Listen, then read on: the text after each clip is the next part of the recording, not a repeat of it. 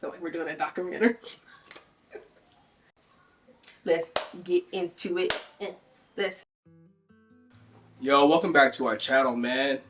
We just hit 1,000 subscribers like a few days ago. We sure did. Like, thanks, guys. that's more subscribers than I got on Instagram. I've been on Instagram for a minute. That was very exciting, and we did it in about 3 months. No, we're not. We did 3.5 months. We did it in 2 months and like 2 weeks.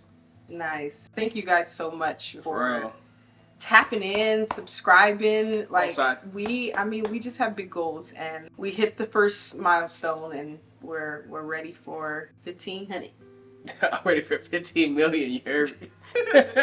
So as you can tell by the title of this video, we are going to be talking about or continuing our pregnancy journey. We did a video talking about our ectopic pregnancy. If you haven't seen that video, go check it out. Yeah, because we're not going to talk about that, and that was obviously our very first pregnancy. So this is like the continuation video talking about everything that happened following the ectopic pregnancy. Yeah, you want to take it off? Take it off. So we in the bedroom, you know what I'm saying? We doing just kidding. So basically after the girls go downstairs. Kids already trying to interrupt. We barely getting started. Go ahead, baby. It's in the pantry. Basically after we had the ectopic pregnancy, we were very, very determined to have a child. So we just continued trusting God and moving forward with our journey.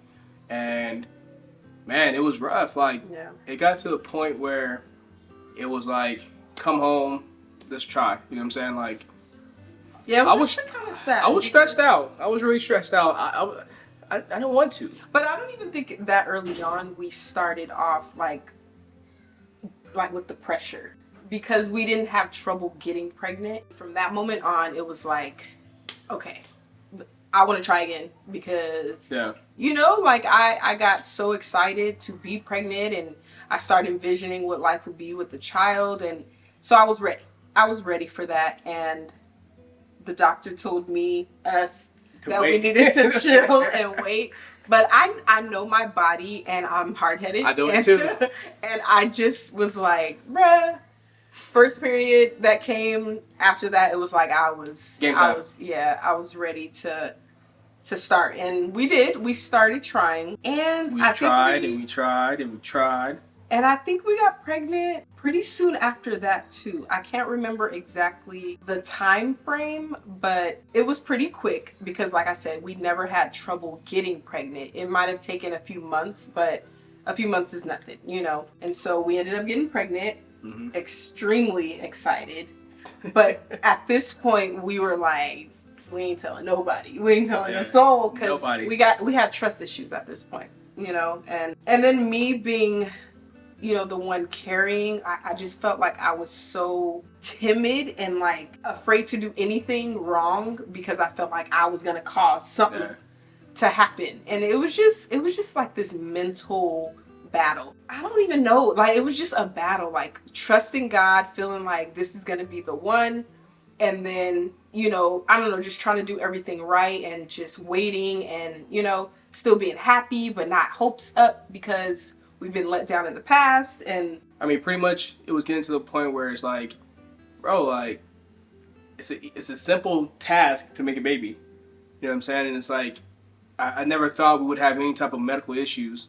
You know what I'm saying? So I didn't think that we, you know, would really have to sit here and try and make sure that we're doing everything that we're possibly able to do to make sure that we don't have that same situation happen. Yeah. And then on top of that, just a reminder, going back to our ectopic pregnancy, she had one tube removed. You know what I'm saying? So now we're only doing one tube, which I don't know anything about that. So I was like, is this going to really lessen our chances of being pregnant now? Yeah.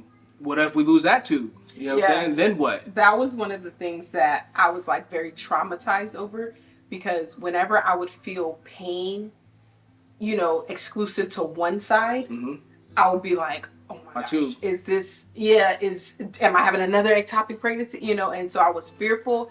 And I remember like, for my doctor's appointment, a lot of times they want you to come in like way late, like 9 weeks, 10 weeks, you know, like not right when you find out. They like schedule you way later. And for me, it was like, bruh, last time my tube ruptured way before that. So I was like, God. I have history of ectopic. Please get me in and check me out, because I ain't trying to go through all that again. And it was almost like pleading my case with them to even see me. But they saw me, but of course, that early you can't see where, the baby or where the baby is at. So it was just like this just stressful time. Yeah, it was very, very stressful. And of course, as time went on, things seemed to be okay, right? Yeah, things seemed to be fine. Like, I didn't have spotting. I didn't, like, nothing was crazy. I was still working out because I've always been a very active person. But sure enough, I think I was at close to 7 weeks and I started spotting. And, associated with that was like a little bit of cramping. And so in my mind, I was like, what is happening? And I've never had anything other than an ectopic pregnancy happen to me. So that was the only thing that I could go off of. But to have bleeding in general without like that intense pain was just scary. And I didn't know what to expect. And, that's when I told Jerry and we decided to schedule a doctor's appointment. And we went in and, it turned out that I was miscarrying. And, they determine that by having you go get your blood drawn. They sent me to get my blood drawn to check my HCG, and that's what it was. But then I had to go back, I think a couple days later, to check it again. And that's when it was dropping. The levels were lower. Correct. Yeah, and so that's where I learned about how miscarrying looks, or the process of miscarrying. Of course, when we heard that, it was devastation. And I started feeling like we're going to have trouble with one tube, or with whatever the case is with my body. Like, we're going to have trouble having a baby. And I remember being in like so much more shock, I feel, this time around, because I never imagined being in a position of like having a hard time conceiving, I mean, at this point, to me, in my mind, it was like, I have my career going. We have a home. We're financially stable. All we need is a child. We're married. All we need is a child. All we want is a child. And it's like, we can't get a child. Yeah. We keep having these failed attempts at having a child. And it's like, man, yeah, it was very frustrating. And it was hurtful too, because now in this short period of time, we are dealing with 2 losses. And it was hard. It was something that I never felt. And then it was something that I couldn't really open up and talk to somebody else about who understood. Up until this point, it started to be a really big issue within me. I was having a hard time in life at this point. And I remember, there was only one person at this time that I felt like I could really talk to about it, who understood, which was my cousin. But she was going through very similar things, and we would often talk about it. But like, other than that, like, I didn't have anybody in my life to like really understand what I was going through, and you would hear people say like, just be patient, enjoy your life right now. And it's like, that's all cute and everything, but when you're going through it, when you have a desire and when you really want a child, but things are hindering that, or you're also grieving through that process of desiring something, like, it's hard, it's tough. And like, all that other stuff that people say, like, you're grateful, you have so much, like, yes, true, but that's not validating at all. Like, it does not validate the feelings or the emotions and the hardship that someone who is trying to conceive is going through. And it was just a really rough time, and so still we're hopeful, we're trying, and like, I'm not playing no games at this point. I was like tracking everything, like nothing was spontaneous anymore. Like, I was like, it became mandatory. Jeremy, it's time. Mando, for real. What time are you gonna be home? Mando. I was checking my temperature. Like, I had a thermometer in my little dresser on the side of my bed. I thought you were gonna say something else. What? But just to add more stress to that, when I was 14, I had testicular torsion, which is the twisting of the testicles. And I basically had to have emergency surgery in order for them to twist it back and put them back where they needed to go. Yeah, we just had issues. Yeah, so during that time, when that occurred, to me, the doctor basically said that I had just went to the emergency room in time to save my testicle, right? But I never got it tested. I never checked to make sure it still functioned or anything like that. So going through all this during that time period, in the back of my mind, it's like, dang, is it my fault? Like, is my sperm not good enough? I mean, is it not strong enough? Is it not working, etc.? So that just added more stress onto it. So now it's kind of like we're pointing the finger at each other, like, is it you? Is it me? Is it us? Like, what's the deal here? You know what I'm saying? And I feel like I'm a very healthy person. Like, I have a very healthy lifestyle. Me too. I eat organically. Like, Mm-hmm. I'm pretty darn healthy. Like, that's the way I felt. And so I just was feeling like, what's wrong with me? What don't I know? I'm doing everything in my power to conceive and to stay pregnant. Like, I'm doing all the things, all the research, everything, right? Stressing him out along She's the way. stressing me out. At this point, she's making me like special juices to make sure I'm getting my. I was like, put this vitamin. maca powder in your smoothie. She's making sure like my stuff is taken care of. You know what I'm saying? Like, I need homeboy to swim fast. I will say it was about work. It was like there was a motive. I ain't got time for games. I mean, when it came, it's really so bad. It's so bad, bro. When she says that she was like on the borderline of desperate, I mean, reading different tips, reading different, you know what I'm saying? Just without getting too vulgar, it was just, we were trying everything we possibly could do. Positions. Legs up after. Pathetic. You know what I'm saying? Just pathetic. like, but at the end of the day, it's like, we're going to do so much, you know what I'm saying? It's like, during that time, it was proven to us. After the second pregnancy loss, it kind of took a while to get pregnant. Not a while, because it still was quick. Yeah. In terms of what's quick, what's not. But it was longer than the first two. So here I am in my head, like, my tube working by itself, everything else that he mentioned.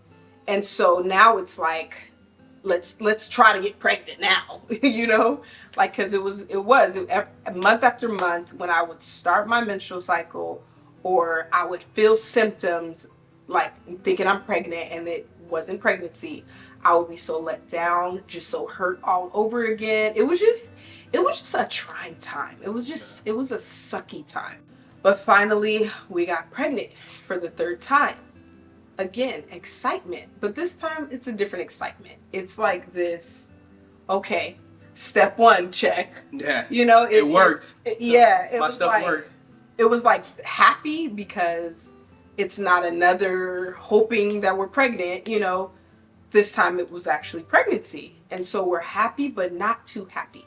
And this is like, for anyone who's experienced loss, they will truly understand that it's so hard to be happy and excited to be pregnant because you know what it feels like for that to be ripped away. And it hurts so, so bad. Like, it truly is like a dagger in your heart. Like, it really sucks. It does. It's like you get that emotional high and you're just up here and all of a sudden, bam, down here. And a lot of people, at least I know, before even trying to get pregnant, like, miscarriage to me was kind of like, okay, because I would hear, people that I knew, teenagers or whatever, having miscarriages, and it was just like, well, at least you're not pregnant. That's so sad. That sucks.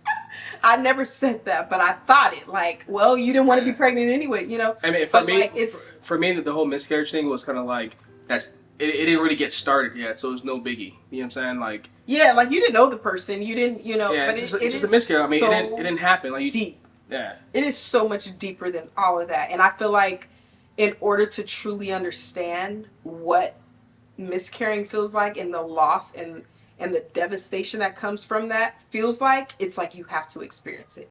However, my woman's feeling, like, I take on that feeling as well, that experience. So, coming home and seeing her and her feelings, it's like, that affects me, you know what I'm saying? Yeah. And then me still feeling like maybe it's me and I'm not able to make a baby, that does something to my manhood in a sense, right?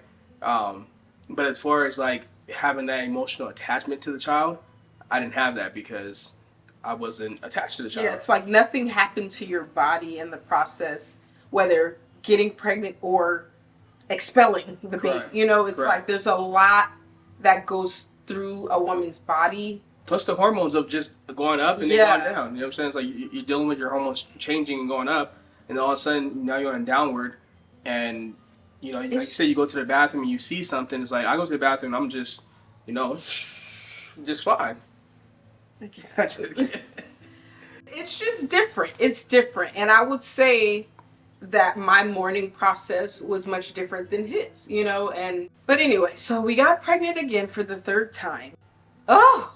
It was just this yucky feeling of like every time I went to the bathroom, it was like, oh, we're in the clear. You know, it was just it's just a thing. It's just really a hard thing, right? So roll around to week 6 of pregnancy, heading on to week 7. Same thing starts happening again, spotting. I don't remember what this day looked like. I don't remember if Jeremy was at work or if he was at home with me. I'm not sure, but all I remember is we ended up heading to the emergency room. Because in my head, I was just thinking, like, this can't be happening again. Seriously. You know, and then you do all the researching, and there are so many people that, you know, bleeding is normal. Some people bleed all throughout their pregnancy and have very healthy kids, you know? And so I'm just in the back of my mind, like, maybe this is one of them cases, you know? And so we go to the emergency room because I need to know. And, you know, first things first, I want to make sure that ectopic is ruled out, you know? So we went to the emergency room. Of course, we're waiting all day long. Finally, we get back there, do ultrasounds, vaginal ultrasounds, waiting again.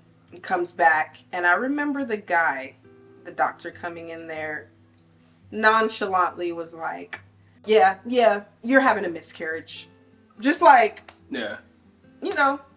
And I remember feeling like the life was sucked out of me. Like, am I really going through this again?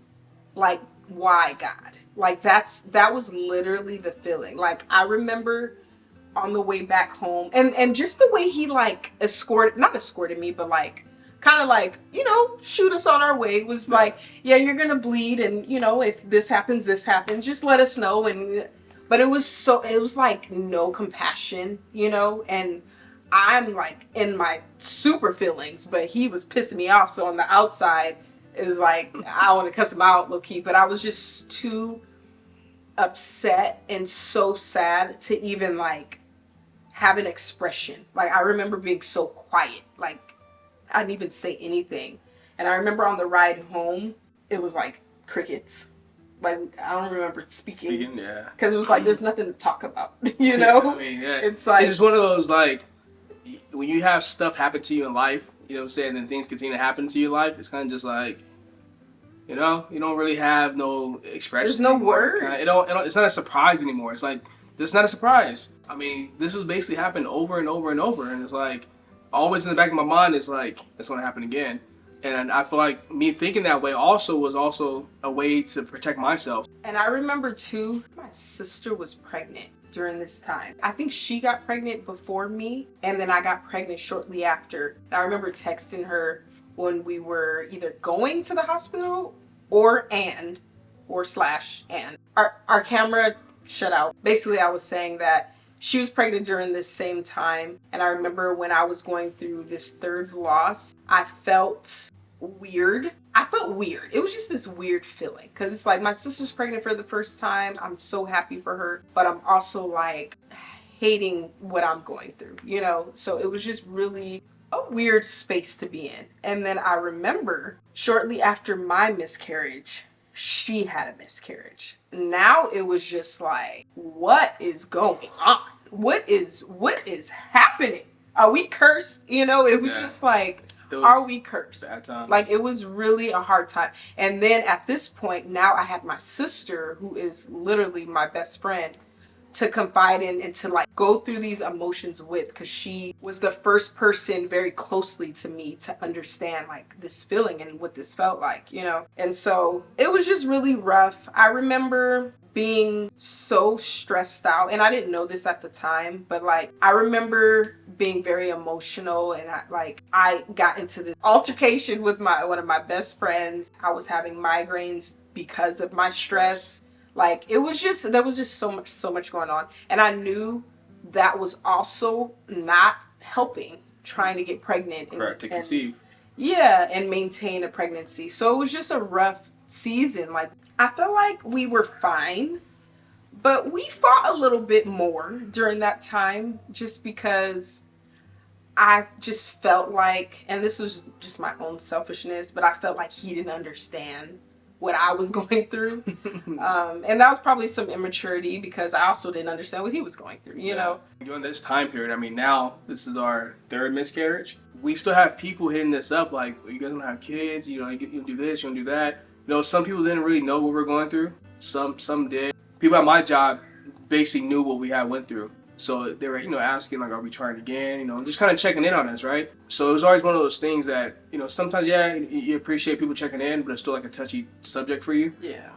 And then just being home and watching TV, I swear, I mean, I don't swear, but on everything I love. Oh, gee, it's waking up. Whenever we watch TV, no matter what TV show we watch, no matter what platform we watch it on, every commercial was a pregnancy or diapers or anything baby related. You know, to the point where it was like, for me. It was like, I mean, when I say pregnancy, it'd be a woman like, oh, I'm so happy I'm pregnant. And it's like, I just like look at her and it's like, I know, Jeremy was so sweet too, because a lot of times he would look at me like, is this too much for you? Like, should I turn this off?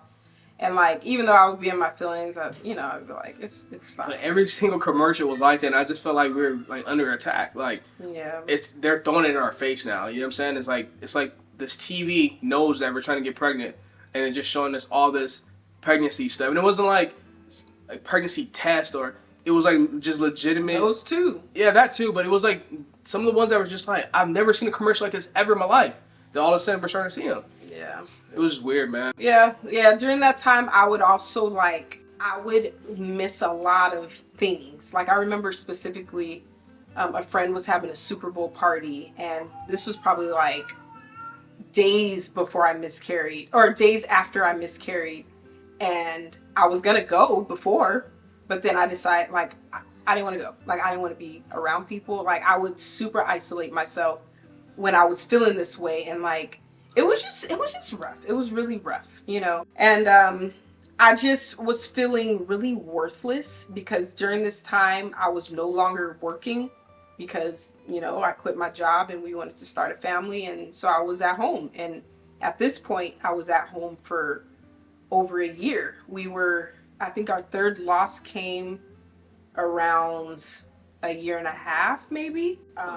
So I was at home for a good length of time, not taking care of kids. You know, he would be at work a lot of times, so I would be at home by myself, and I would cook and do things and keep the house clean. But if you know, going from being home by yourself to now having to raise kids and stuff, it's like you have a lot of time to do a lot of things. And during that time, I had a lot of time. And I just was feeling so worthless. Like I felt so insecure about who I was as a person. Like, you know, because he'd be at work, working all these hours, waking up 3 a.m. to go to work. And here I am sleeping in and taking naps when I want and hanging out. Like, it was a lot. It was so much. And I remember we would get into arguments about stuff like that because he would say little things like joking, you know, because this is the first time in my life where I wasn't making my own money. And he would joke, not knowing that it was super sensitive and triggering for me. And now it's an issue, you know, so it was just a lot going on. It wasn't that, like, I wasn't saying nothing crazy. Like, I call her a bum here and there. I mean, that's not crazy. I was ready to fight. I was like, I need to do something. I didn't want to go out and get a job. I was not there. But I wanted to do something. So I ended up like finding, what is that app called? Tack or... Thumbtack? But I went on this app. I can't remember what it's called. And so I ended up finding a job where I would take a girl to school. And I remember meeting the family and, you know, it was like cool. It was change. I wasn't making much of anything, but it was giving me something to do. It made me feel a little more useful. And so... I was like, yeah, she made enough money to go buy a loaf of bread. You see? These were the things he would say. And But I mean, rude. it was just me joking. I mean, at the end of the day, you know what I'm saying? You can't joke about Big somebody's Daddy pain. took care of the house. Big Daddy took care of everything. I For me, so you know what I'm saying? I didn't need her to go do it. I just needed her to look fine from the sideline. Oh my gosh. It was cool, you know. And I just remember I would drive to and from, and I would listen to a lot of worship music and just kind of be in my thoughts because, you know, there was a lot of silence. And I remember one day driving back home and I was listening to a song. Where's my phone? Because I'm going to say what the song is. The song that I was listening to is called Thy Will by Hillary Scott. Yeah. Thy Will. I was listening to that song and I was always very passionate about listening to that song. But this particular day when I was driving and singing that song, I just got this revelation. Like I just felt like God spoke to me so hard in that moment. And I just remember breaking down crying while I'm driving. Contact's about to flood out of my eyes, about to crash. But I remember hearing him so clearly tell me, Shanice, you are not in control. You've controlled everything in your life up until this point. But this is the one thing in your life you cannot control. And if anybody knows me, they know I like things the way I like it. Like, I'm not controlling, but I have a controlling personality. I like things to be a certain way. I'm very picky. I'm very orderly. I'm very, you know, that's just kind of how I am. And, you know, I've been that way all my life, which is why I've, you know, when I was 13, I said, I want a job when I turned 16. Right when I turned 16, started applying, got my first job. I wanted to drive right away. When I was able to have my license, got my license, got a not a brand new, but I bought my car when I was 16. So it's like I've always been a person to know what I want. Facts. And when I know what I want, I set my mind to it and I do it. And so in this moment, it was like, I want a family now. I'm ready for a kid. Hello. Have sex, have a kid. And that was not happening. And I mean, I just knew that this is what God needed me to understand. Like, bro, you can't control your life. Your life is not in your hands. It's in my hands. And I just remember being in like, oh my gosh, God, okay. I remember feeling like, okay, I need to listen. I need to You're the man. Right. And I just felt like in that moment he set me straight. And from that moment on, I kid you not, I was like, forget the thermometer. Like, I stopped taking my temperature. I stopped looking at my app to track, you know, my cycle. Like, I just was ready to surrender to what he revealed to me and just let it be, you know? And so I don't know if he could tell the difference within me, but like kind of we got back to enjoying each other. And it was September 15th, 2017, where I felt like I was starting to get a little bit more back to myself. And I remember this day, we went out to eat, we came back home, we were, you know, chilling. I was having a good time. We were with my family. And then I think the day after that, I was starting to feel like I was possibly pregnant. It was like a couple days after my birthday that we decided to take a pregnancy test. And just to give a little bit of an idea of how soon after I had my moment with God and then this moment of taking this pregnancy test, it was literally a month. It was a month span, okay? So God spoke to me. Things changed. Bam. Now I'm feeling like I could be pregnant, having some symptoms. Take a pregnancy test. We're pregnant. Like a couple days after my birthday, we found out we were pregnant. And I was excited. I was hopeful. And I was just like, this has to be it. You know? Like, this has to be it. Like, 3 strikes, bro. We were already out. But we weren't. And so I remember just waiting for the weeks to pass. We came across 7 weeks. And this is typically the time I would miscarry. 8 weeks came. 9 weeks came. Now I'm starting to get excited. 10 weeks came. We're like feeling like we're on a roll. And our beautiful baby Jade was born. Like, when I say so grateful and you know, So you grateful. want to take it from here? So grateful. I'm about to get in my feelings. You know, the first trimester, second trimester, third trimester. I gotta go get her. Like, I just really felt like, man, we're there. You know what I'm saying? And it was like, all we can do is just give thanks to God. You know what I'm saying? Like, we're finally about to have a family. You know what I'm saying? And to, like, finally be there, it was amazing. You know what I'm saying? Yeah. And on top of that, shortly after, I'm talking 6 weeks maybe, after I found out I was pregnant, my sister found out she was pregnant. And we were pregnant the same time. She had a healthy pregnancy. Like, it was just like, it was just so God ordained and just such a beautiful moment. I need to get Gia. Oh. But yeah, it was amazing, man. Just being able to even have this conversation with people and just give them words of encouragement is a whole nother blessing in itself. You know what I'm saying? It was really, really hard. But at the end of the day, like we always say, you know, thank you, Lord, for blessing us and giving us the desires of our heart. And then look who joined us. Here's our beautiful Jade. What? I'm just kidding. This is Gia.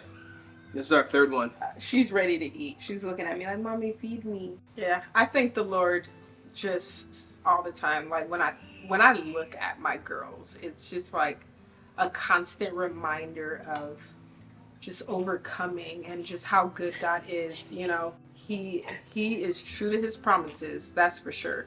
And sometimes through those trials, those trying times, those hardships, that's when he just wants us to really look inward, you know. Yeah, and it's a heart check. Like, he checks your heart. Yeah, builds like character. How far will you go to, you know, believe him and trust him?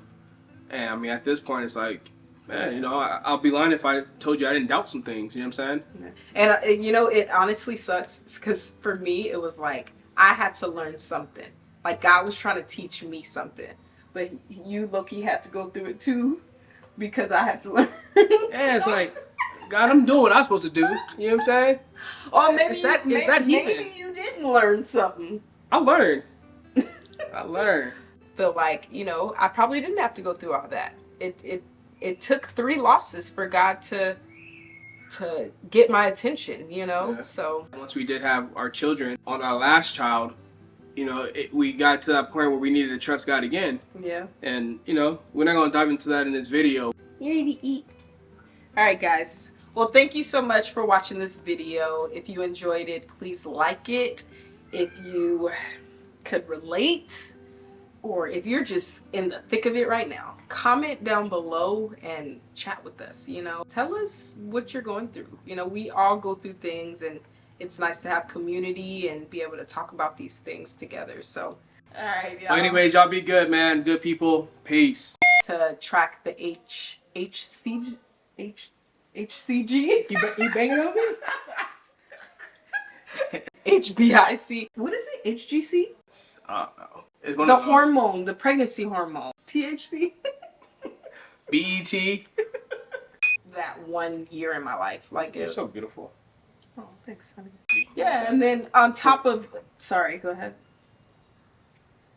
Can I freaking talk? Everything that we felt prior to the everything. What? Because I mean, it had been consistently happening. It had been consistently. This had consistent. Take your time, honey.